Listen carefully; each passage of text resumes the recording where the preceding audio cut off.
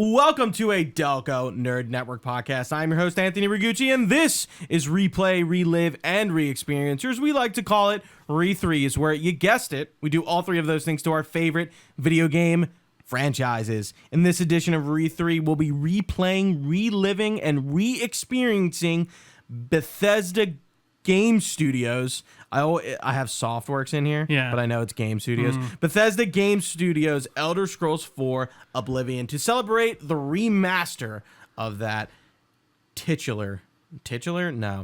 classic title. I mean, no, not titular. Classic title, of course. And then, and in anticipation for Elder Scrolls 6, whenever the fuck that's going to happen. Yeah. This is our last episode, Session 5. We're going to be going into the Shivering Isles. And here to get crazy with me, as always, the triple threat, Chris Trio. Gooch, I'm feeling a bit mad today, and I'm excited to talk about the Mad God himself. Yeah. I actually, just a little quick thing, I actually really had a lot of fun with this one. A little bit more than the main campaign. It is a huge departure. Tonally, obviously, but it feels a lot like Morrowind. In terms of the setting, they very really alien. We got some background information. So like our first episode when we did with a base Oblivion, we'll do some background on Shivering Isles, but they do talk about how it seems like they really just wanted to get different. Unlike Skyrim's DLC, I think Skyrim's DLC really feels kind of in line with the story. I mean, okay, Dawnguard's vampire, but it doesn't feel like it doesn't fit. Shivering Isles does not fit into anything going on in Oblivion. It is truly out there. Yeah. I mean, it's a Daedric literally realm. And figuratively. Yeah. And I do kind of like the setup of just this weird portal, showing up in the bay, and then you make your way over. Is there a way to get it added for you quest-wise besides just going up to the Besides just swimming to the island? I don't think I ever... I heard a few rumors about it, I think, in Breville and Leyawind. Right. Yes. You'd hear it around. Yeah. Yeah. The DLC I didn't do, and I never heard a rumor about it because I never got it. I never heard about the Mehrunes Razor quest. Interesting. It never came up, and I'm I don't really feel the need to go do this. Yeah. But I was making the show notes and stuff, and I was yeah, I never did that. Huh. And it never got rumored to me. And I'm talking to people, as you could possibly imagine. Well, it doesn't, I don't think it comes up when it gets rumored to you as a quest. It's just the location gets marked on your map. So you might have the location already. Oh, it doesn't put a quest in my... No, it just shows the location on your map after that, and then you can go and investigate. And then I think once you actually go inside that place, it activates the quest marker and stuff like that. Mm-hmm. So it could have been you could have heard someone say something about it, and it might have popped on your map, but I'd understand missing that, especially if you're not... Yeah, I felt I did it after about 120 hours in this game, maybe 130. I was just no need. I think I was literally about the same time, based on my PS counter, because my end-game counter was all fucked from putting it into sleep mode. Yeah. So let's get into some background. And before we do that, we're recording, right? We are. The two buttons. Both Okay. pressed. I blocked them, and I was no. Hey. As I do, I have to have a moment where I have my spidey sense tingles, Absolutely. and I go, "Are we recording?" Following the commercial and critical success of Oblivion in 2006, can't do 2006. You just can't do it. Yeah, you'd either have to go 2006 or 06. You can't even do 2006. Yeah. You can. It just sounds stupid. Exactly. Bethesda sought to expand the game world in a meaningful and self-contained way. And after several small DLCs like Horse Armor, Mehrunes Razor, which is what we were just talking about, fans were... Well, that's probably actually what triggered that... that realization was that sense. Fans were craving a more substantial expansion akin to Morrowind's Tribunal and Blood Moon. I don't really know anything about those. I know of them by name, but I don't know what they are. I in actually terms of watched Oblivion. one on the Blood Moon one a month ago, and it's a vamp. It's related to hair scene, and it's werewolf based. You actually turn into a werewolf in that, which is surprising. Oh, really? That's interesting. Yeah.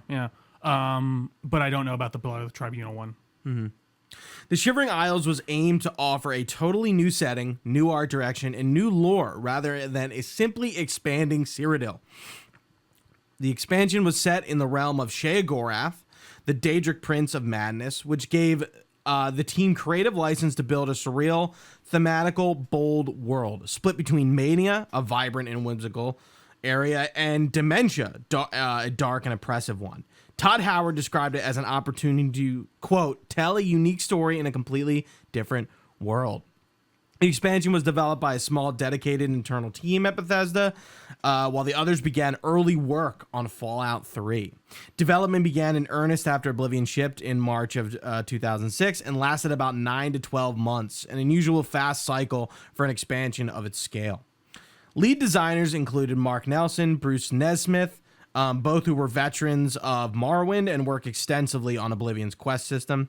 Introduced over 30 hours of content, including a new landmass, the Shivering Isles, of course, the titular Shivering Isles, divided into 2 biomes and cultures, unique main quest line, where the player becomes involved in the politics of madness in Sheogorath's realm, dozens of side quests, new creatures, weapons, armor, sets, voice acting, the whole shebang. Right. The expansion heavily utilized Oblivion's Radiant AI system, with NPCs behaving erratically or in uniquely scripted ways to reflect the domain of madness. Bethesda developed new models, animations, and art assets instead of reusing base Oblivion content. I immediately noticed that and was immediately appreciative, not only of the new monsters, but like the new outfits, everything, the dungeons. Yeah, I mean, the dungeons got old, toward the end. I agree. But, it felt nice, seeing people wearing different things, even if it's, only a few sets of clothes. It does help it feel like a totally new experience. Absolutely. And even adding in, the amber and, madness armor, I think is a good touch. Those are, the really end game armors. Yeah. And they look really good, especially all done up now. Yeah. Because Shivering Isles introduced so many new scripts and assets, it pushed the limits of Gamebryo engine and Oblivion's memory handling. Bethesda had to carefully balance madness-themed quests and characters to avoid excessive absurdity or tonal whiplash. The first news of Shivering Isles emerged on January 4th, 2007, when PC Zone revealed the expansion, including details about its plot and setting, the first screenshots, and a projected release in Q2 of 2007. Wow. Bethesda did not officially announce the expansion until January 18th, after it had already been featured in that magazine. PC Gamer also scheduled for a February 6th appearance in Games for Windows and covered by a multitude of outlets thereafter. Bethesda's announcement confirmed the Xbox 360 release date, a detail the PC-focused magazines had not previously reported. In early March, executive producer Todd Howard confirmed Shivering Isles would release on March 27th, 2007. However, due to an unscheduled Xbox Live maintenance, the expansion launched a day early on that platform. So, digital only. And this is probably pretty strange for the time. The expansion, they started releasing DLC digitally, but this was an expansion. And I saw a physical version of Shivering Isles at Too Many Games. I have seen that. Yeah, it's with it on the front. Yeah. I'm like, that's cool just to own. Right. Obviously you're not going to play it, but I definitely want to get that at some point. A disc version was later announced on September 6th of the same year, requiring a hard drive, something previously not allowed. So it required a hard drive that had never been done before. Wow, that's interesting. Yeah, think about that now. That is interesting as hell. Yeah. Yeah. Something previously not allowed. For PlayStation 3 users, the expansion was released as a standalone disc on November 20th, 2007, and became available on the PSN on the 29th. Shivering Isles, along with the Knights of the Nine, was also included in the packaged Game of the Year edition of Oblivion, and of course, the remastered. Widely praised for its writing, setting, and creativity, particularly the performance of Wes Johnson as Sheogorath, it's seen as one of the best RPG expansions of its era, often compared favorably with Morrowind's expansions, and later with Fallout New Vegas' Old World Blues. It set a precedent for more creative and thematically bold expansions for Bethesda games. And I do like how it kind of sets the precedent of really kind of going to different areas, because I know I agree with you to a degree that Skyrim, like, and even when you go back to Morrowind, what's the name of the island? Solstheim. When you go back to Solstheim, that does feel like pretty separated, at least from the main campaign, in the way of how you get there. Yeah, and, like, but it still feels settings like wise. you're right, but it's not this stark difference between Cyrodiil and the Shivering Isles. Right, whereas like the Shivering Isles, I do appreciate how alien it feels. And, it does feel Morrowind inspired, I think, for sure, to a degree. Like with the big mushroom trees and just the overgrowth and these weird like monsters running around. By the way, a lot of monsters, again, enemies I've never seen before. And I think that's just a product of me never getting to these higher levels and not realizing it. Like when I was younger. I remember like the Grommites. I don't remember the Nars that well. I remember the Grummites. I don't. Wait, what'd you say? Aren't they Nars? Gnarls. Gnarls. Like whatever. a gnarl and like a root. You know what I'm thinking of? A Gnar is a fish. It's a long nosed Gnar. That's from Red Dead Redemption. K-N-A-R-R. I think it's something Gnar. like that. Yeah. I remember them, and then I don't remember. There's like big fishmen that like turn invisible. I can't remember the name of them. There was a few different enemies that I just had genuinely never seen before. And yeah, I don't know. I did appreciate the environmental like change up. I agree. I felt like the dungeons did start to get a little, repetitive as they always do by the end. I think the end of the main quest gets like a little like okay, we're going through another one. Sure. Yeah, like all right, like okay, like I don't feel like fighting all these guys. I'm running past. That's people. for like, sure. There's no fucking point. Like I'm just trying to get to the end. I'm maxed out. Right. And that being said, like I feel like when I've been like kind of like a broken record for the last like 4 episodes, in terms of my dislikes with Oblivion, but like I really feel like you get to the Shivering Isles and you're just kind of like capped. Like there's no new gameplay mechanics and stuff to like it. Like the Shivering Isles definitely feels like an end game DLC, but you can play it whenever you want. But it like story-wise, it kind of makes sense that you do it after the main quest, but you don't have to. Right, yeah. But, like, okay, I was wrong, by the way. I wasn't 37. I was, like, 33. Okay, yeah, I'm, like, there's 29. no new, like, gameplay mechanics to level. It's not like with Fallout 3, Broken Steel, like, your level cap gets raised. Like, there's new opportunities for perks and things like that. Like, it's just not the same. Like, it's not doing anything to enhance gameplay. It's the same gameplay. Well, and I think it's less about creating a differentiator, if you will, between gameplay, but rather world. And I think back then, in these earlier days of Bethesda, it was more about creating a new world you'd never seen and not necessarily mechanics. Whereas when you get to these later games, and even Skyrim, there are some major additional mechanics introduced with these DLCs, along with a new area. If not, just it's very much focused on those mechanics, like Dawnguard. I mean, you can become a vampire in that. They add in crossbows. There's a new skew. There's a bit more spice thrown into there. Yeah. With Morrowind, or I'm sorry, Solstheim, you go there, you get that like ability to reset all of your levels and stuff like that by the end, and then you get the books of from I don't remember exactly what they are, the books of madness that like you unlock new skills through and stuff. The black books or whatever. Yeah. So it felt to me that like back at this time they were more focused on like, all right, well let's not necessarily give them a new gameplay skew to mess with at this time. Let's give them a new area to explore. Let's give them new quests to tackle. Let's give them new dungeon types to explore. And I just think as Bethesda has grown and gotten bigger and gotten bolder, gaming has changed and we expect different things.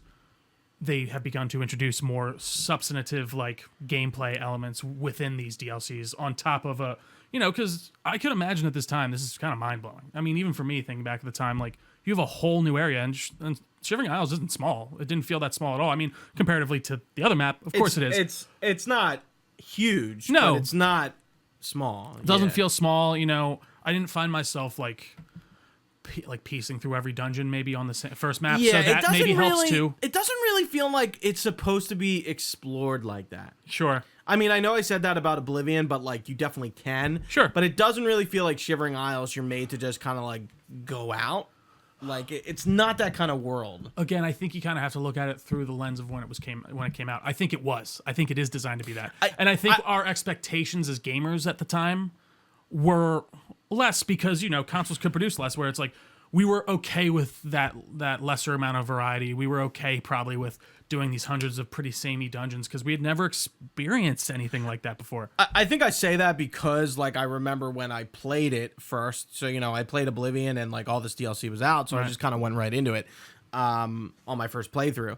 I don't really remember taking a lot of time there. Like I remember playing through Shivering Isles, but like not really. Right. Like I didn't really remember it all that bunch. And I'm sure when I returned to Oblivion for like, I mean, I don't think I ever replayed the campaign fully, but like I was not doing Shivering Isles. Right. I was just doing like guilds or, something like that. So I don't really think I've seen Shivering Isles more than once fully. This is like the second time. I'm pretty confident about that. So like returning to it and like you sit down with Haskell when you first go through the Gate of Madness, and he's like you're immediately met by like a fully unique kind of character. He looks different from everybody else. New voice. Yeah, new voice actor for him. And then, like you answer the questions in like the room, sort of like Alice in Wonderland's like away with the butterflies. Fades away, right? Yeah. And then you're in Passwall, like that. Passwall. Yeah, I think Passwall's the first town you get to, but you're like at the gate, like yeah, looking out over the land of madness. And you get to Passwall, and you have to get through, and there's the the gatekeeper, and like I like that little quest to get in, and then you're sort of you're met with the decision to go through Mania or Dementia. And the first time I played, I went through Dementia, so this time I went through Mania. I did Dementia the first time. You know why? It's a shorter road. Yeah. Yeah, if you look around, it's just the Mania one's really long, and then I saw the Dementia one's like just kind of straight across. I was like, I'll do that one. Yeah, and it doesn't really matter all that much your choices in this. Which way you go, like it doesn't. It's not like it's locking you out of other areas or locking you out of quests. Like you can still go to Bliss and Crucible and do all that and experience all that and get the Madness armor, get the Amber stuff. Right. So it's not like, what do you think about that? Like, I want to call it illusion of choice, but like you're really presented with like two roads, whereas like in Oblivion, that's really not how the game is set up. Like, sort of like a Mass Effect style, like make your choice.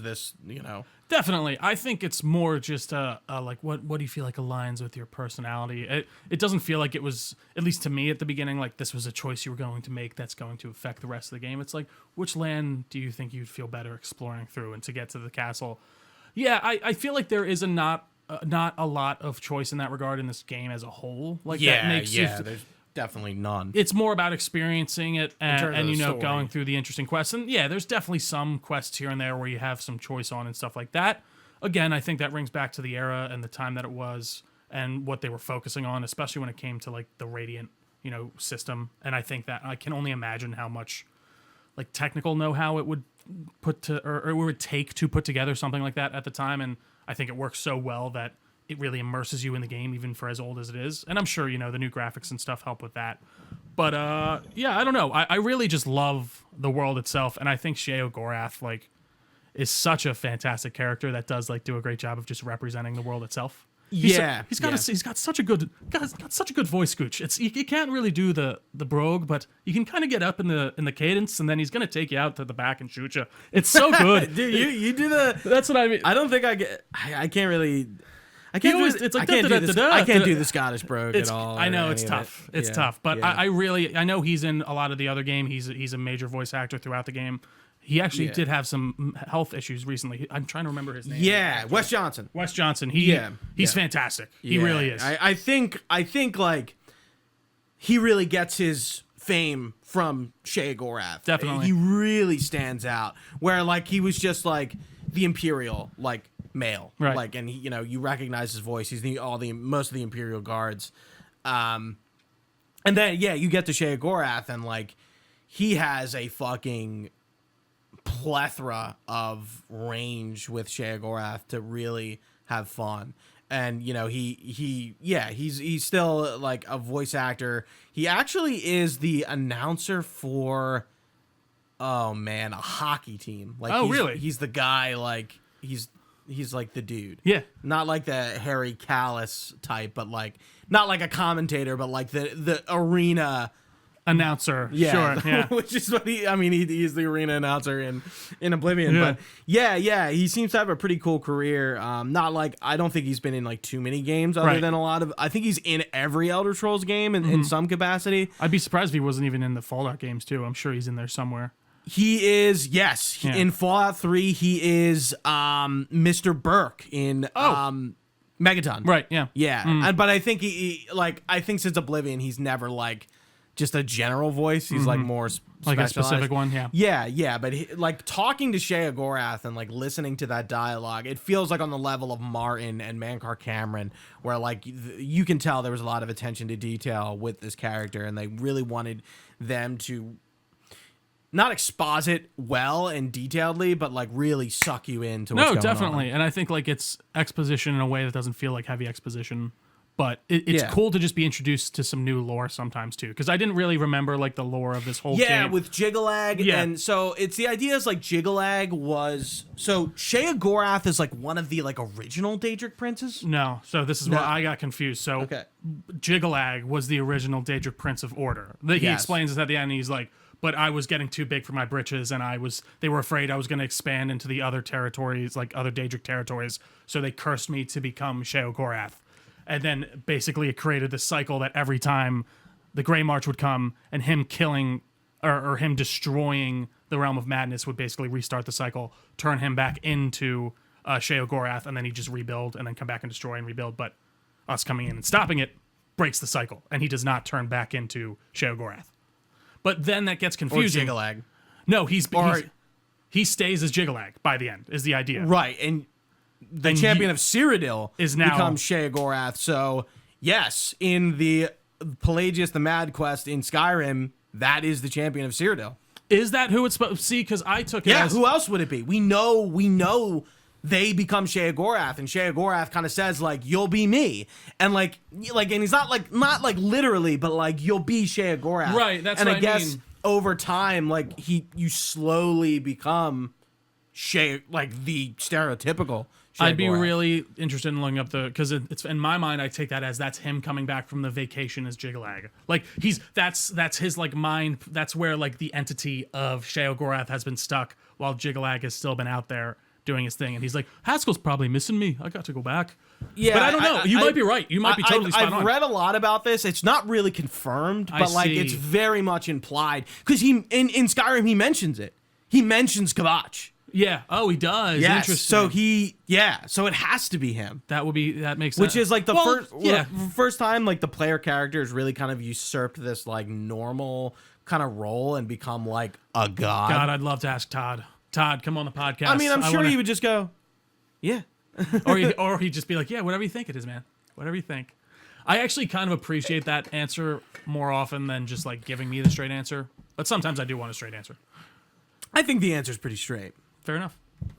No curves on that answer. I think there's room for some conversation, but I think like over time you just mold into Sheogorath, like likeness and everything. Interesting, Gooch. You're making me think things I never thought before. But continue. What was it? Yeah, I mean,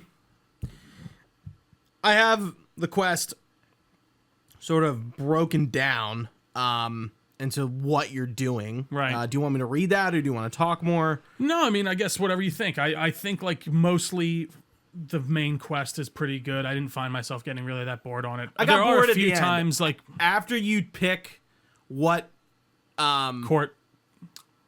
Yes. So after you do so after you pick if you're going to be the Duke of Dementia or Demania or the Duchess, which you got to save there because this is the only point in the game where there's like a missable achievement. Yeah, which I actually did. Yeah. Yeah, I noticed. I was like, ooh, Trio got the plat. He got everything. Yeah. I did the Dementia one first, and then I did the Madness one. The Madness one's way easier. Yeah, so like Mania. I said, the first time I went full in on Dementia, so I did that one. But this time I did Mania. I went with Mania. Yeah, man. Like I was just like, oh my god, it's like you're just killing like fucking dark seducers, and there's like a ton of enemies, and it's just like I just have no. I didn't like the Dementia one as much because that one was a super long dungeon, like you're saying, just full of enemies. And like you'd go through a door and be like, all right, I'm going to see the green arrow next, red arrow. I'm like, oh, fuck, I have to go through a whole nother like portion of this. it does start to get a little daunting by the end, for sure. Yeah, so let me go over a brief synopsis, and then we'll jump into it more. The main quest of Shivering Isles centers on the player entering the realm of Sheogorath, the Daedric Prince of Madness, who rules over a land divided by two contrasting halves, Mania and Dementia. Sheogorath recruits the player to become his champion and defend the Shivering Isles from an otherworldly threat called the Grey March, a periodic invasion by Jyggalag, the Daedric Prince of Order. Jyggalag seeks to destroy Sheogorath's chaotic realm and restore it to the state of rigid order. As the player, you navigate the political tensions between Mania and Dementia, complete tasks to earn the trust of both ruling factions, and help build defenses and uncover a traitor within Sheogorath's court.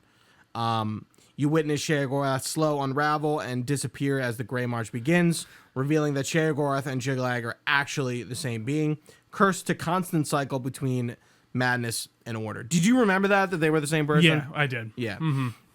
The final battle, the player defeats Jyggalag, breaking the curse with Sheogorath gone, and the player assumes his mantle, becoming the new Daedric Prince of Madness and ruler of the Shivering Isles. So that's really the main quest. I mean, you get to New Sheoth and Sheogorath's like, go meet my people. Yeah. I need you to take care of everyone out there. Yeah. Yeah. It's so. He's like, go get a taste for the Mania and Dementia. Oh, I got it. I can do it. I just can't think of it. It's mostly the cadence. Once you get the cadence a little down, Colin Farrell, eh? Yeah, for sure. It's and you got to da da da da da da da. It's like there's kind of like a dance to it, for sure. I like this idea that he's just been like, dude, I do this every time. Every time I come back after Sheogorath, I am just sick of like rebuilding my fucking domain. Let's see what we can do. I want to try something else, and I love the idea of this cycle repeating, and he's just been trying to break it, and he's sick of it. And it's funny, you say we slowly see him unraveling, but actually he's kind of really re-raveling, because by the end he's becoming sane. Yeah, he's like I know I'm making a lot of sense right now. It's getting worse every day, or something like to that effect. And I thought it was very cool. And again, I think that leans to Wes Johnson, his performance, and how well he portrays that character. I think the most interesting character for me actually was talking to that one dude that was like in the crypt by the end. He's like, I've been around for every single cycle, and Sheogorath won't get rid of me. He's like, I guess from the library of Jyggalag or whatever, before the time where he was turned. Yeah, the dude in the chair. Again, some really good lore in this. Like, even I think a lot stronger than I remembered, or like just in general that I remembered. And just this idea of just, again, a cycle happening over and over again. I like it a lot. And what I did think Jyggalag's design is like kind of interesting. You know what it reminded me of, actually? Reminded me of like Pixies from Fairly Odd Parents in a way, almost. It's just super. You remember them? They're like the boring fairies, basically. Like everything's we're pixies. Yeah. We're pixies. Everything's just like gray and flat. What a reference. Right. I appreciated that. I hear you. Yeah, they kind of. I thought you were gonna go with some Krypton. Oh, a little bit. Yeah, there's definitely some Did you Krypton. notice the remastered models? You can see the back of their head poking out of the armor. Yeah, I know. What the fuck is that? I was like, let's fix that, guys. There are little things like that throughout this, for sure. We'll talk about it all a bit more at the end. But we're talking about the main quest, but like the side quests, I feel like go into the whole tone of the DLC well. There's a quest with in one of the towns, you find like somebody from the Knights of the Thorn from Shadenhall. And he's like kind of sane, and he meets his wife, and he's like, well, I don't want to leave, but like I lost my necklace, can you go get it for me? Like there's simple ones like that, but then there's the one where you have to find like the fork of Horripulation. The one where the town is like split into like dementia and mania versions of everybody. Yeah. Like what'd you think about that, or what stuck out for you for the side quest? No, they're a lot of fun. There was one that stuck out for me that I really liked. It was like you had to get the like some type of medicine for the one hotel inn owner.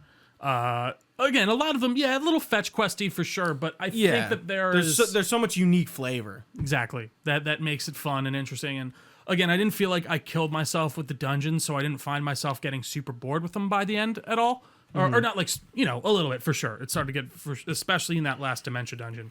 But that's one that definitely stuck out to me. I'm trying to think of there was a few I did. It's funny, I finished a week ago, So a lot of it's kind of a little blurry for me. But yeah, I would say that one for sure. Yeah. What did you think about the new weapons? Like Dustfang and Dawnfang is like an iconic piece of equipment from this DLC.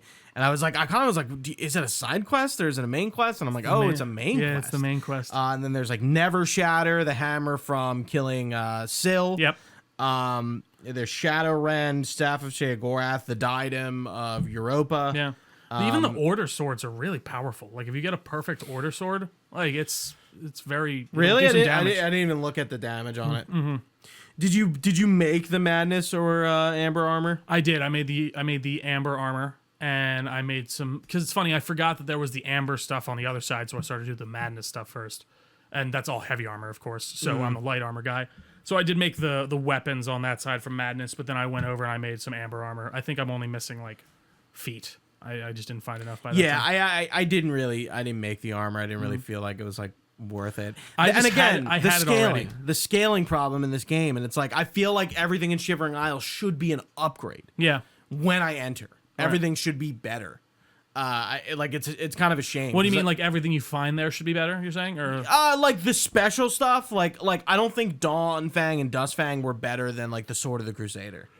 Yeah, I think you're right. But like, I feel like they should be. Yeah, it's I like, get what you're saying. It's like this is endgame. Right. When I enter Shivering Isles, it should be like, okay, you entered at 33, so like the scaling works. And there is some scaling, but I don't know how it works exactly. Ends. Yeah. It just ends very early. Interesting. Like probably in the 20s. Really? I thought it scaled. Like I thought that was like the big like kerfuffle. Everyone's like the level. I guess is that what the problem is? The level scaling. It just stops after a certain time. Because I thought it was that it just levels with you on every level. Like it continues to scale with you. Yes, but I'm not. The enemies definitely scale with you, but like there's only so much armor they can get, so like and that all stops. Right. I feel right, maybe the variety. I see what you're saying. Like the variety, sure. Right. Yeah, and it's like okay, like every Daedric sword I see is going to be the same damage, but like it's never going to be better than like my Sword of the Crusader. Right. That you could get very early on, and then like you're capped. Right. Like you can't get better gear. Yeah. So that's what definitely I'm saying. A problem. Like, going to Shivering Isle and like you already have the good shit. All that new equipment is upgrades. Is what I'm looking for. I see what you're saying. Yeah. I see what you're saying for sure. What did you think about the Dark Seducers and the Gold Saints? I was kind of looking into the lore of them, and it's a bit weird. I was gonna say truthfully I don't have a ton to say. I like the designs of them a lot. Obviously, it very much is emblematic of which side they are on. The Orioles and the Mazkin. Yeah, is what their formal names are. I don't really. I guess it's just classic Sheogorath. He created two types of like guards that hate each other. They're constantly fighting. They're like Dremora or Daedric, like beings. Mm-hmm. Yeah, I think they're pretty cool. Like they really like kind of have this like otherworldly vibe to them. There was one thing you only see. And they're all mostly girls. That's the thing. So I thought there were. That's what confused me because I feel like at the beginning you only see female ones. Then all of a sudden when you get to the one crypt where you have to like light the fire, where you're fighting against them, you start seeing man ones. I'm like, oh, I don't. Okay, because I wonder if there's an explainer for that. I didn't see anything like when I was digging through. Like I was gonna include something, but I didn't. Because you walk into one area, they're like, "What are you walking around here? Not a Mazkin, no less a man." Like she makes like a comment on you being a dude too. So I'm like. That confused me for sure. Leha Mazkin. God damn it! I was like, "Shut up!" They have like 3 lines. Yeah, it's terrible. Yeah, I don't really have too much more. I mean, I think it like I think if the problem with the DLC is it's you kind of just want to get through it if you've played like 100 hours. But it is good. It does kind of stand out as its own unique thing, but it doesn't really do much. It is more Oblivion. It's more and I think it's a very it's like a they were trying flavor. to do. It's a different flavor of the world. It's very much its own separate story. I think it has some very cool stakes, and I really do appreciate where it ends, especially compared to like I don't know the main campaign. Like in this, you are very much the guy. You're now Sheogorath. You're not the guy helping the guy. I guess you're kind of helping the guy. You're not that guy. You're not that guy. So I don't know. I really did have a great time with this just in like the week and a half I went through it. And And I'm Yeah, happy it to be took me done, like a but it few is days. nice. But at the same time, it was cool to get the full lore of this world that I only experienced at a very young age and didn't quite comprehend or remember. So, Yeah. and that's the same for the main campaign, even. Let's jump into the reviews of Shivering Isles. do it. So again, I go to Metacritic and I pick out 3 reviews that kind of are a high score, a medium score, and a low score. And I was able to find some low scores for this, which was good. Love it. So 93 from Team Xbox. While the expansion doesn't really offer much way in terms of new gameplay, it features some memorable quests and characters. Self-explanatory, makes sense. Thought I hit the nail on the head, gave it a critique, but also what stands out. Right. 83 from the New York Times. The game does ask the player to make choices, but they seem best decided by a coin toss, as there's no practical or moral reasons to the choice of a particular path. While the theme of duality runs through the game, it is more narratively conceit than gameplay enhancement. That's a good review. Actually, I totally agree. Yeah. No. 58 from Game Revolution. We expected to have our sanity challenged by talking dogs and barking women. Not game-breaking, data-corrupting bugs. Still, those of you without corrupt save files might consider a trip to the Land of Madness. It is a strange and bemusing place, and at least it's more Oblivion. I wanted to bring in that because the bugs still plague, unfortunately. And as we get into the remastered views, I think that's the shittiest part about this remake is I feel like Virtuos had an opportunity to not only remaster this game like they did, but just make the experience more modern and better. Fix the scaling, fix all the bugs, implement the unofficial patch from the PC mod scene. Like, look at that. What did they do? And fix the game and make it in the best state they possibly can for launch. And they didn't do that. And there were performance issues. And I feel like this game is really somewhere between a remaster and a remake, and I feel like they didn't capitalize on that enough. Yeah, they added the new graphics. There's new voice acting. There's different reactions from hits. But it's like, yeah, like we could have fixed the scaling and just made it a better gameplay experience that I don't think is like messing with the game that much. No, I agree with you. I think the voice acting is kind of doing that, but because at some points I was like, I kind of wish it was just like the original. See, I couldn't even tell you which ones were original and which ones weren't. Oh, to be honest, like I just there's only 7 of them. There was that's what I'm like. I don't know. Like if I like especially after playing it for this long, like yeah, maybe I could be like, oh, I don't remember hearing this one before. I just want to hear fucking what's her face. But I don't know. I think which one was Wonder Woman's name? Oh, Linda Carter. Yeah, I just want to hear Linda Carter be the orc woman, the male orc, or yeah. the female orc, not Deborah Wilson. Yeah, it's funny. Those stuff that stuff doesn't really peek out to me that much. But I agree with you on that. That is very interesting. I haven't seen a lot of remasters that like do voice acting, like change the original voice acting. Well, again, that's where I think this comes down to. This is a 75% remaster, 25% remake. Just in the way of like they remade the visuals completely, but they left the core gameplay mostly intact, aside from like a few subtle changes. And it's the age for of better or that for gameplay. worse, Right. yeah, that's what it is. And hearing Todd talk about it and the team talk about it, they wanted you to experience Oblivion as it was, but with a little bit of a facelift. And you know what? That is what we got. So I don't know. Yeah, so let's get into the reviews and then we'll talk more. We got a 90 from Tryhard Games. The Elder Scrolls 4 Oblivion Remastered is the best remaster of Oblivion the fans could ask for. The spirit of the original is held intact and delivered with amazing new visuals and slight gameplay improvements. Just beware the occasional performance issue and remember that the improved gameplay is still 19 years old.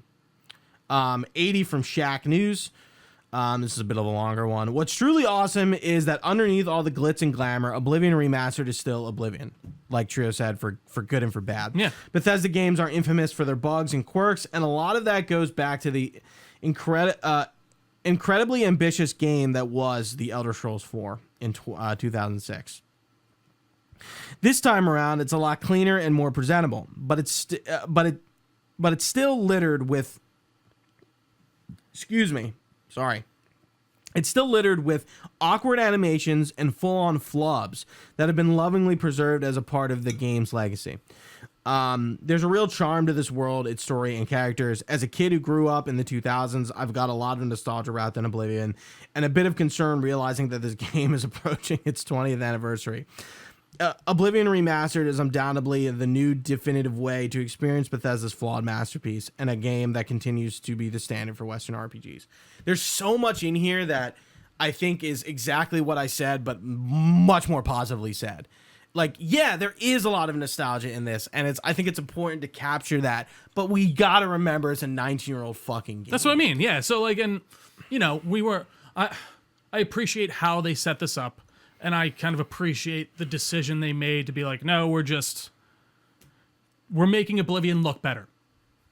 That's it, for the most part. And, you know, we want you to experience, though, what this game was like when it came out. We don't want to, like, remake it and make it all new and pretty and nice and make it feel like a new car. It's got automatic steering, or you know what I mean? Like, it's got air conditioning. It's got all the new bells and whistles. No, this is a 1995 Ford Bronco. It doesn't have power steering, and there's no AC. But God damn it, it's a great looking car. And so it's just like, you know, I appreciate that. I can really appreciate it. Yeah. Lastly, 60 from Digital Spy. The remaster wants to remind you of what it was like to play Oblivion in 2006. But some changes make it lose sight of this, and it feels just enough like a different experience to be jarring. At the same time, this version does not commit the other way and retains some of Oblivion's notable flaws. For me, the Kvatch sequence is a buggy mess. Yeah. Resulting in a game that is caught in the middle and does not quite either work as a remaster or a remake. And I do kind of agree. It's not like fully one or the other. It's kind of an amalgam of both. And like, it chose what it wanted to be a remake of and it wanted to be a remaster of. I disagree. I think it's not, like, I'd say it's 90% a remaster. Like, the only thing you're remaking is the visual, graphics. Is just how it looks. And which is, don't get me wrong, that's sound. That's a major thing for sure. But like, as far as the gameplay wise and how it acts and plays, it's not a remake. And I feel like we kind of had this discussion at the beginning, like especially in our Discord. Like, I guess I kind of get people's confusion to a degree, especially like at first glance. But if you play this after the other, you're like, oh no, these are the same games. Problem is, like, I agree with you, and I probably would have had the same opinion of it when I was like 20 to 30 hours in. The longer you play this game, I feel like the more you kind of see its like age, and it definitely, and it kind of colors it. And I'm really like, I know I'm harping on it a lot, and I do sound like a broken record. I know that, but I'm actually just like kind of upset that like I came out of this remastered like sort of negative. I don't think we've ever done a Re3 where we finish the game, and I mean me or like anyone who's been on those podcast series is like, yeah, this was like kind of like not great. You know, we didn't have that problem with any of the Halo games or Red Dead or MGS3 or The Wolf Among Us or Red Dead, but this I'm like really coming out of like, fuck, I wish that was better. And I think that's like what I'm hung up about with this. No, I understand. It's always tough when you go back to something you have very fond memories of, whether it's like a movie, a game, Oblivion. Or a show, or whatever. It's a seminal title. And it's not living up to those expectations or those memories that you have. Yeah. And it's like, for me, I do think it, and maybe it's a result of me playing it so much throughout the years, it very much held up to what I remembered it being. I feel like taking into its age into account majorly, and you know what it did for the genre and what it started. I don't know. It still very much like holds a special place in my heart. So it's an interesting dichotomy for sure. But I can totally see where you're coming from. 100%. So we decided, why not have a little bit of fun? We took a picture of our like detail screen, like our character stuff, and we're going to compare sizes here. I like it. I like it. Okay. So let's do, I guess the way, well, just start from the beginning, the details. Right. So you follow my lead. All right. So I had, for days past, I had 183. 172. Okay. Mm-hmm. Active, well, I had 15 active quests. I had 17 at the time. Quest completed, 203. 176. Skill increases, 1,080. Damn, 681. Wow. I'm at 28, I think. So that's funny that's I was that like much 34. It's funny how that's that much of a difference. Yeah. That's wild. Yeah. Yeah. Like we were saying, like you really, once you get to like 25 to like 35, it seems like it's really difficult to level there. Training sessions, 44. 19. Novice skills, 0. 9. Apprentice skills, 6. 2. Journeyman skills, 5. 1. Apprentice skills 3.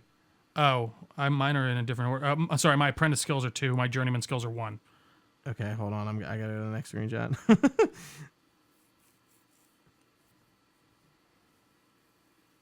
Master skills 7. I gotta go to the next one now too. It's weird. Mine are in a different order because I had expert skills next. 2. Wow, only 2. Yeah. What was it? Light armor and stealth And sneak maybe. Yeah, I can't remember off the top of my head. Bounty 160. 0. So yeah, it doesn't say your highest bounty. Yeah. Shivering Isle bounty 0. Fame is up next for me. My fame was 161. 162. My infamy was 1. 48. Days jailed 1. Same here. 1. Yeah. Item stolen 2,115. 29.94, Gooch. Okay, that's not too far off. No. All right, I'm going to the next page. Ready? Yep. Horses owned 1. Do you not have any items pickpocketed? Oh, I must have missed that. No, that's fine. What was yours? It was like 10. It had to have been kind of low. I wasn't doing a lot of pickpocketing. Is that it, or was it just items pickpocket that I missed? Yeah. Okay, so horses owned 1. I'm trying to get it. None. Dude, horses in this game. I got Shadowmere and he was gone. You know, the only- within 2 fast travels, gone. The only reason they have to exist in this game is negated by the remaster. You can sprint. You can probably sprint faster than my your God, horse you're goes. right. So that's what the horse was there for, to go faster. So like, especially in this now, good, you just good don't. point. I meant to bring up the horse shit, but like I bought a horse and it was dead and it was gone within like probably within an hour. Did you have any assaults or murders on there? Because it is weird how mine are so differently out of ordered here. Maybe they're later down the line. Hold on.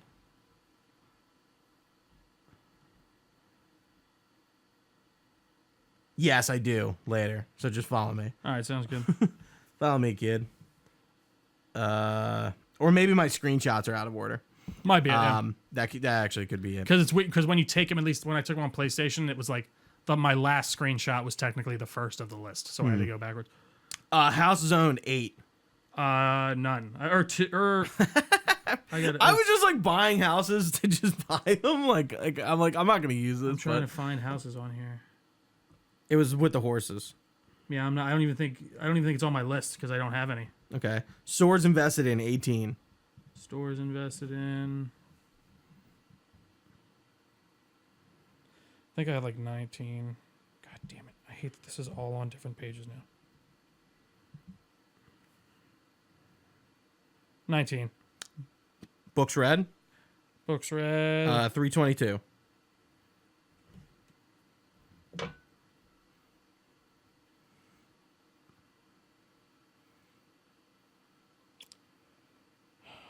Books read. 303. Skill books read 24. 13. Artifacts found 14. 7. Hours slept 801. Damn, 324. Hours waited 821. 1235. Wow. So I was waiting. My wait hours, I looked at it at some point and they were low as shit. Yeah, mine are. And then I just started waiting. I started being unimmersive. So I'm back at the assaults. Oh, okay. All right. Trespasses 0. 1 second. Yeah, here's the largest bounty. I was like, I knew that was a thing. Dude, fucking PlayStation app. I should have just saved these to my phone. Yeah, I'm going through the Xbox app. 0 trespasses. Assaults 146. 80. Interesting. You had more murders than me, but I assaulted more people. Yeah. 8. Well, how many murders do you have? 22. Oh no, I had 18 murders. Interesting. Yeah. Horses stolen 0. Same. Largest bounty 1,040. A grand, even.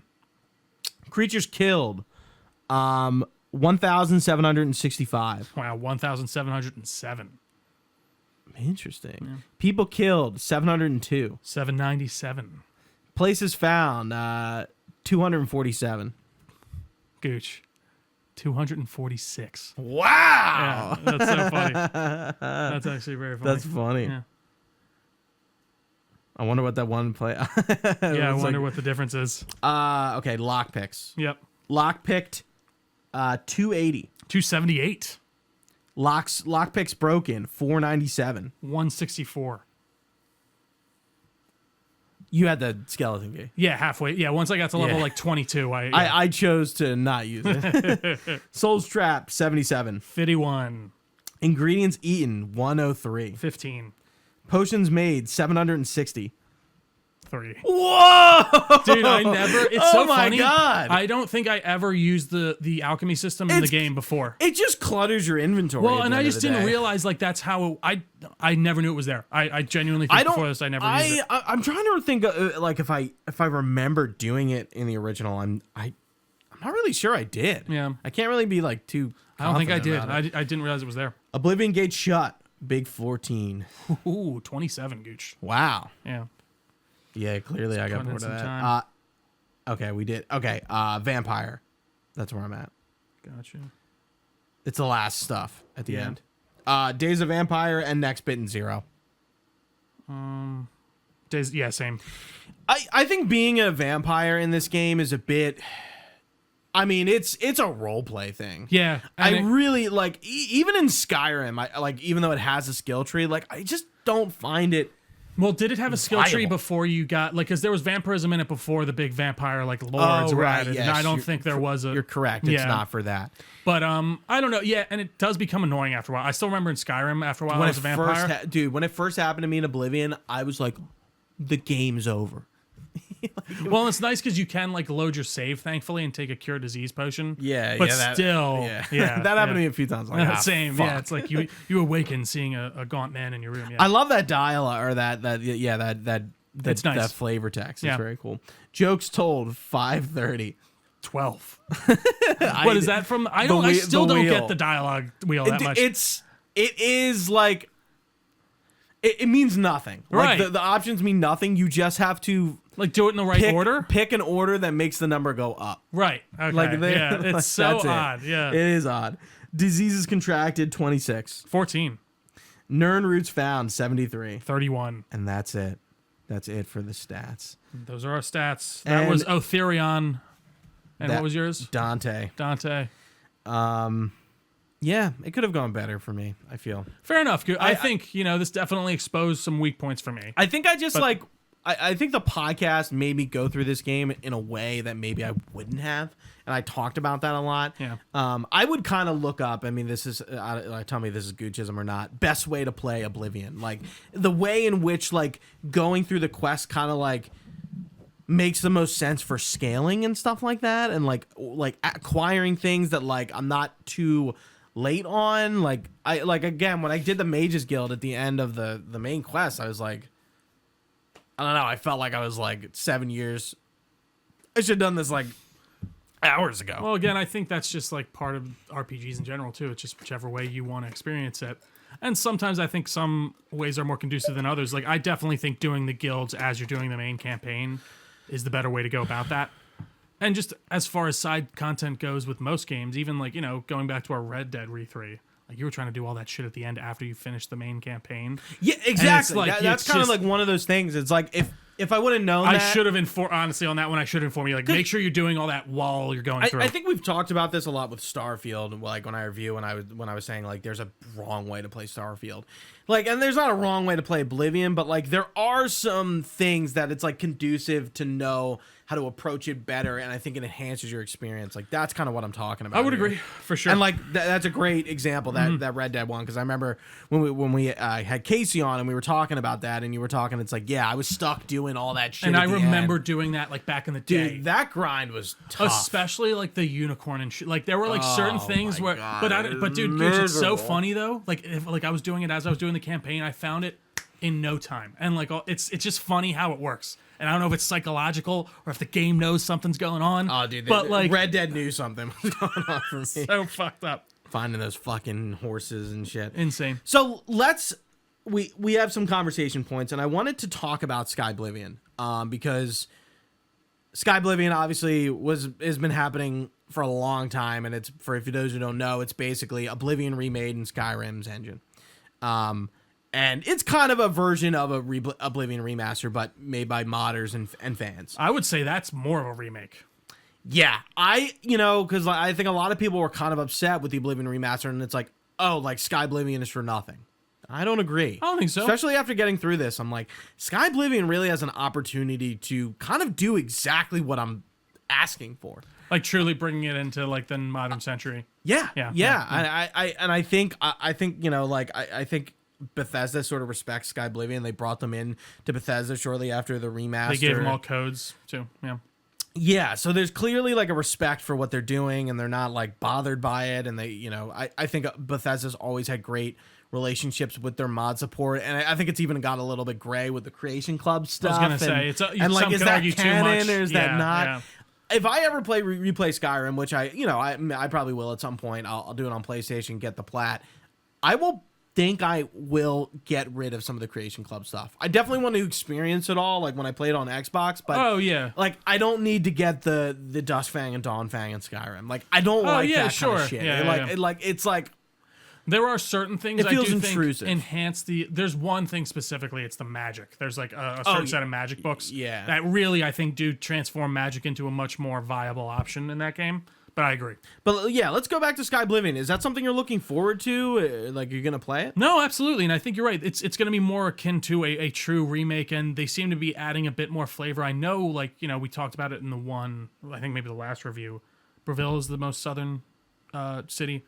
That's supposed to have like an interlocking like mechanism, like a sluice gate almost that allows. It originally had this idea where ships could go in and get to the city, and go up the river. And they're going to add that apparently in this. And I think they mentioned even something about maybe restoring Kvatch or something. I don't know if that's true or not. But I think they do have a lot more of an opportunity here to create something different and to create something, like you're saying, more of a true remake rather than just, updating the graphics on the original. Mm-hmm. So I'm excited for it. I definitely want to give it a shot for sure when it comes out. I'm not Oblivioned out by any means. I'll probably come back to this at some point. But yeah, for sure. I'm excited for sure. And I'm glad that they seem to be continuing on, and good on Bethesda for doing that. The big one, Elder Scrolls 6. We've talked about this throughout this whole Re3. I meant to listen to our the podcast we did with Fred after I beat Skyrim when we were talking about that, because I sort of get into it's more granular about like very bigger gameplay stuff and like mechanics. But I think that was like 2 years ago, and we're no closer to Elder Scrolls 6. We're in the same exact place. Well, as far as information-wise goes. Yes. Mm-hmm. And in terms of information and what we know, we're in the exact same place we were when we did that podcast, which is kind of fucked in a way. So, like, what do you... We've talked about that. We've talked about it in broad strokes, but like, yeah, like, I feel like it's so hard to even talk about. Like, what do you want to see for Elder Scrolls 6? It's tough, man. Because, I think... I still adore Skyrim to this day. And even after playing Oblivion, seeing, certain choices that they made after, while, yeah, I do think it makes it a bit easier and maybe, takes away some points from those more hardcore players, I think it's a very organic progression of what Oblivion was into Skyrim. And it very much upgrades a lot of these systems, and I just hope to see that natural progression again in Elder Scrolls 6. And, it does suck we've been waiting this long. And I am kind of sick of, just kind of twiddling my thumbs. I wish they didn't make that announcement back in the day. But, truly thinking back to it now, there's either two options in my mind for why they announced it. One, it was their next game. They weren't going to do Starfield. They felt like they weren't ready. And that had been in the pipeline for a while and being like, I don't know, we want to make this space game, but I don't think we can yet. And then them getting the new hardware was like, oh, wait. Maybe we can do this. The Xbox acquisition. Maybe we want to, give ourselves a bit of spice. We don't want to just be fluctuating between Fallout and Elder Scrolls each cycle for the rest of our development cycles. We want to throw in a spice. So they were like, all right, let's pivot. Let's do Starfield. I'm sure they have been working on Elder Scrolls in some capacity since that time, obviously. And I don't know. I think there's a good chance we see this, if not the end of this console generation, the beginning of next.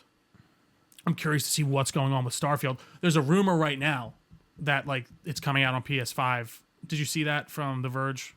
Starfield? No. The PS5 version is going to come out this holiday, or no, I'm sorry, beginning of next year with the next major expansion that they've been apparently working on. I mean, they've been so silent on Starfield. Next and last? Sorry. Like next, is this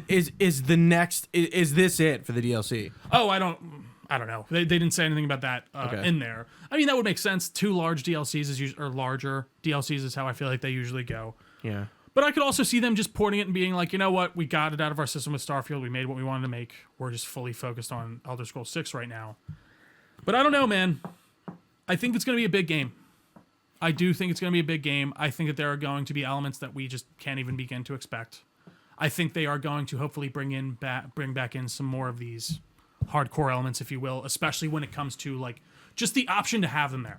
And I brought this up 1,000 times before, but the option menu in Starfield is one of my favorite things. The way you can really kind of curtail the experience to what you want it to be. You can make things harder. It gives you more XP if you make things harder. If you make things easier, it gives you less XP. You can turn on, stat stuff, whether you have to eat or drink. Survival mode type deals. I want to see all that layered in, for sure. That's, I think, the big thing for me. Yeah, I mean, I'm going to try not to repeat what you said, but I think if you take the pros and the cons of both Skyrim and Oblivion, I think you can make a very good Elder Scrolls game. And in the age of Bethesda, where they just seem to have miss after miss, they, even Oblivion Remastered, I think was a big hit, but I mean, Fallout 76 is doing fine, man. Like, I know, like, Yeah, I feel like the biggest miss, per se, was 76. Obviously, Starfield is what it is. I mean, But- I think even if we enjoyed it, you can say it was a miss. I disagree. It's an You 80. think? It's like an 80 on Metacritic. It has like 5 stars all over the major reviews. Like, I think it did pretty well. I think as far as like major Financially? hardcore, yeah, Okay. yeah. And I think as far as hardcore gamers go, I think there was a back and forth for sure. But I don't know. I think it did fine, especially fiscally. Definitely fiscally. But was it a bit of a mix-up? Let me redefine miss as big success. Well, and I would, yeah, for sure. Yeah. It's been a while. Yeah. Fallout 4 is probably An overwhelming success where everyone has been like, fuck yes. I agree. Yeah. They need that. And it's just like, I hate to echo what other people have been saying about the Elder Scrolls 6, but like it seems like nobody is confident that Bethesda can do it. And they really need to prove themselves and prove to gamers and fans that they can make a Baldur's Gate 3 level version of Elder Scrolls. And really... Okay, sorry, continue. What I mean by that is bringing mechanics and gameplay systems and story and character customization and narrative to the next level. Things that they've done before. But I think not like Baldur's Gate 3, but the way people got so excited about it. CRPGs were not on. They were on the up and coming in a way, but not in a mainstream way. And I feel like Bethesda has the opportunity to not reinvent Elder Scrolls in a totally different way, but bring it to the next level. Do what they did for that Skyrim was. Right, yeah. And be like the that leap. base the Witcher 3, the Skyrim of the day, the Baldur's Gate 3, the RPG that is firmly cemented in the foundation for everything to come next. See, the And thing is, that wasn't Starfield. oh, for sure. But that's But what was Elder Starfield Scrolls ever going to be that? debatable. I would never say yes or no. Right, but yeah. Elder Scrolls 4 needs to be it. And I think that's the problem. It's like, I don't know if Bethesda can do it. But like they already the RPG genre as it exists now is because of them. Like to act sure. like they can top that is Can top themselves. that's a big ask. And Yeah. I would love to see it. I would. I guess my expectations Rockstar's in are a similar place. for sure. And listen, I'll put it this way: as someone who wasn't nearly as disappointed with Starfield as I feel like some people are, they don't have nearly as much to prove to me. And I will give Bethesda a lot of credit, especially for even sticking with Fallout 76. Like that game was a disaster, but now it's seems to be one of their most best-selling games. Yeah, they got it to a place where it seems like the community is really satisfied Really about with it. it, And I mean- and it pulls in some pockets good of income. Freaking, you got Elder Scrolls Online, which is a heavy hitter in the fucking MMO market. Like, I agree with you as far as like, I don't know, the zeitgeist like talk goes and like the Twitter conversation goes. Like, They need a win. But like as far as like how the company's doing, I don't know, man. And listen, I do love Starfield too. So it's tough for me to like need to get back to that place with them as someone who did thoroughly enjoy their last outing. So I don't know. But I do take what you're saying. I would have to go back. I know I didn't hate Starfield, but I know I was like conflicted by it. And I feel like the fact that Shattered Space was not a big moment, another rebirth for Starfield. You know, kind of like, I was like, oh, I want to go back. At this point, I'm going to wait for it all to be said and done. Then I'm going to go back and re-experience Starfield in like the best way possible. And I think we should be either, like I said, either they're going to put out one final DLC and like thing to like tie it off, and then they're being like, we're going to Elder Scrolls 6, or they've been quiet for a while now, and I think they are going to come out swinging with like a big new update, especially when the PS5 version is announced. I want to see some more high fantasy though. I guess from them, like we were in a very dark, cold environment, and like just like a bit of dreadfulness. Grounded, gritty. Not even very of the age. I wouldn't even say like Skyrim's grounded and gritty. It's just like it's definitely gritty. It's gritty, dirty, but like it's like Norse fantasy. It's like I don't know. It's Scandinavian. I don't want to say dirtier, but like you know what I mean. You know what I mean? It's a bit more down and grungy. Whereas like I'd love to see a very high fantasy setting out of this. I want to see some bigger cities. I would like to see one like larger city, especially like that. God, I'm interrupting. No, you're fine. Something like akin to a imperial city, but on the scale that we want to see today. I think we've said this before. We've had this conversation before. Rumored High Rock. Right. That's what I believe. Or sorry, Hammerfell, where the Red Guards are from. Okay. Hammerfell. Yeah, Hammerfell. High Rock is Breton.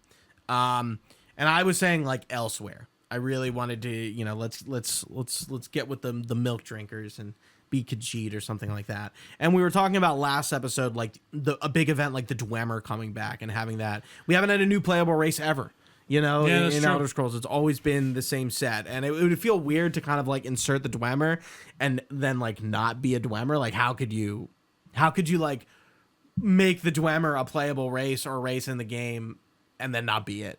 I think if it's the main campaign and it's like you are seeing the Dwemer reemerge, but maybe you can't play them. Yeah, exactly. Like I'd rather have that because take the choice away from me because it's like, oh, well, I have to be the Dwemer. No, it's true. And I mean, the idea is that we find out how they disappear, right? They mess with the heart of Lorcan and it just causes the entire race to disappear. Yeah, interesting. Yeah. So that would be cool. I would imagine they're not. Yeah, they're definitely not dead, but as to what happened to them is. Do you want to see something more akin to the hero? You are the hero, or you are helping the hero?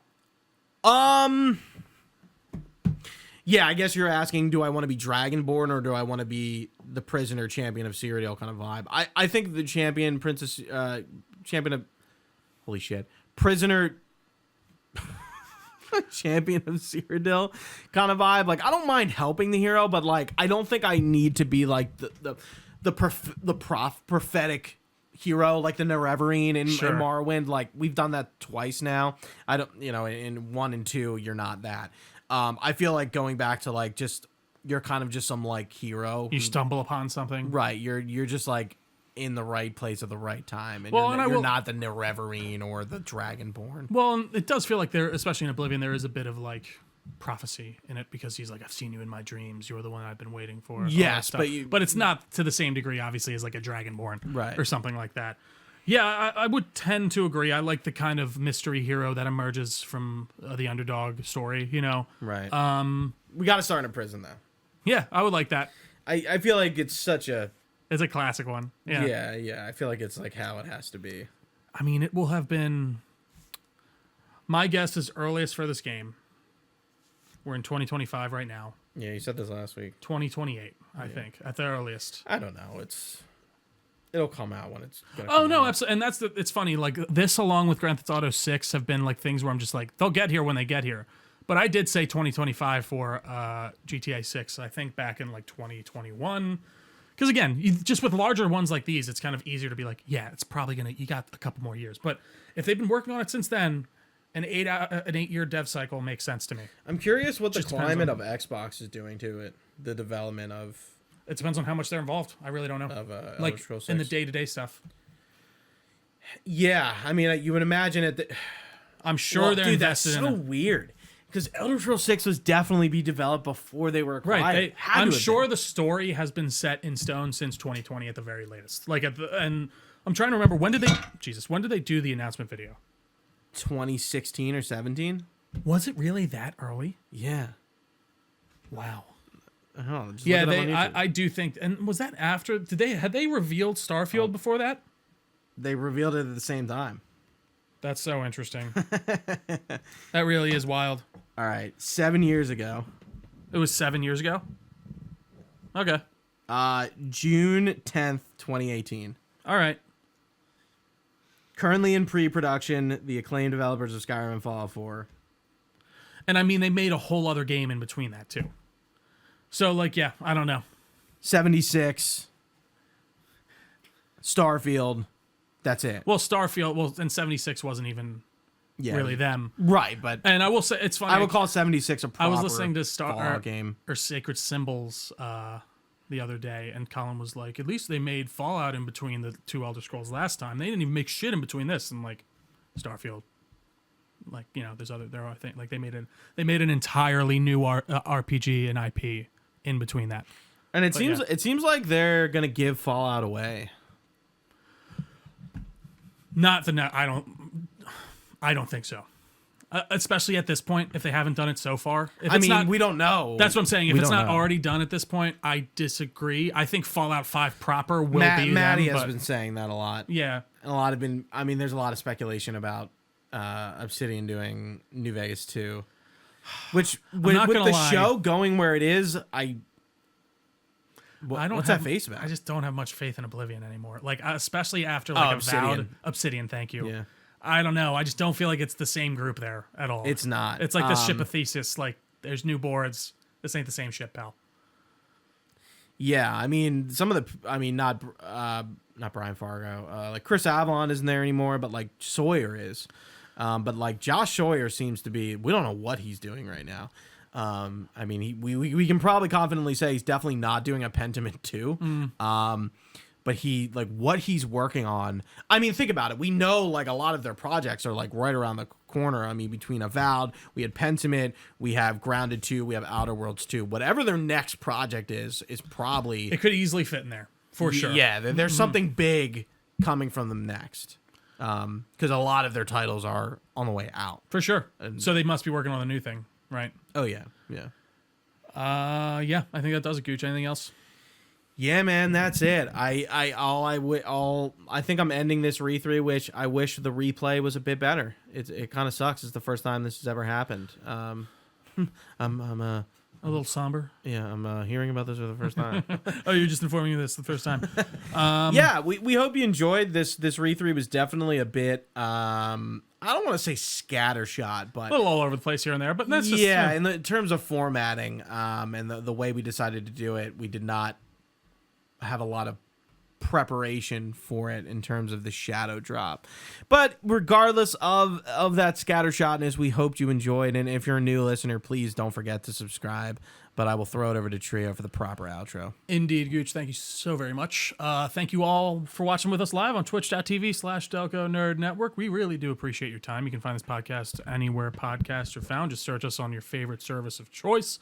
We got a Facebook page, Discord channel. You can find all that linked down below. We're on all the social media pages as well, at Delco Nerds on anything with an @ sign.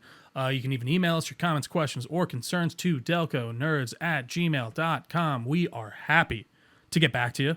You can find us all this information on our website, delconerdnetwork.com. For Gooch, I've been Trio. Thanks for watching, guys. Stay nerdy, and we'll see you next time.